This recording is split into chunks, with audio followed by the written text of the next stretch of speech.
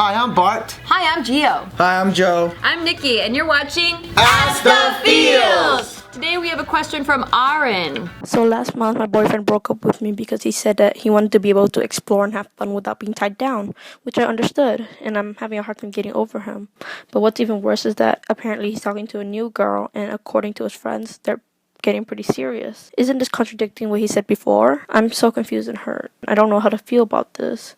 This fucking sucks, but this is the honest truth, and you have to accept it. He already started talking to that girl and had interest in that girl and lost feelings in you before he even told you that.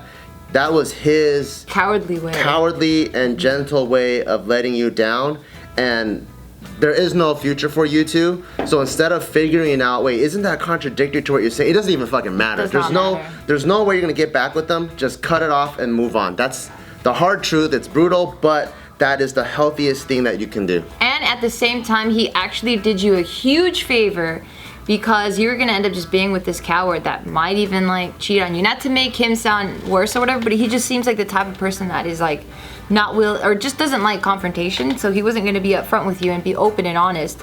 So this would have probably ended up really bad. So honestly, he really did you a huge favor, and now you're completely free, and you can explore and date like 20 guys at once if you want. Yeah, the quicker you can move on, the better.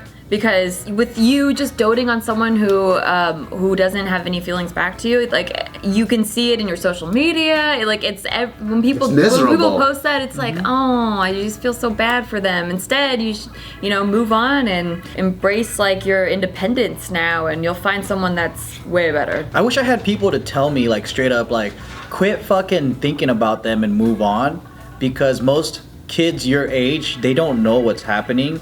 They'll just take whatever is going on as face value, and they'll just be like, oh, well, if he said that, yeah, that is contradictory. Why is he saying that? And then, like, you guys will start causing drama and rumors and all that shit. But in reality, I wish someone would tell me, dude, just fucking move on. Mm-hmm. And even though it hurt, or even though it would be really hard to do, sometimes the hardest things to do are the best things to do. And you never know when you're gonna end up in that situation. Mm-hmm. Like, you might end up in a relationship where you're like, I'm not feeling this person anymore, and you'll end up, kind of having to go through the same thing. Yeah. And it's nice to get experience now in this on how to process other people's feelings and where other people are coming from, to be able to like apply it. It's like, it's so hard. You're like, young dating life is like, you only know this much about dating. And at the same time, like you were saying, like the circle of people that you're surrounded by is very small, because you're like, you sound like you might be like in junior high or high school, and like I know at that time and at that age, like that's your world, like that's everything for you, and you think that that's where you're gonna end up, and you're gonna grow old with these people, and these people are just gonna be in your life forever, and that's not the case at all. What you should start doing is like start like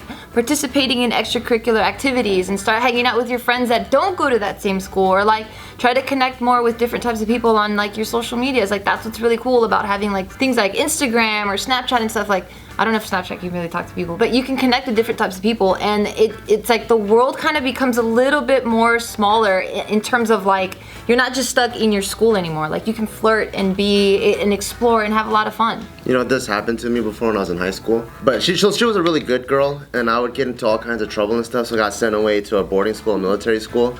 And at that time, like, she was good friends with another guy that was just like her. Like, he was academically inclined in 20 different activities at school and ASB and all that.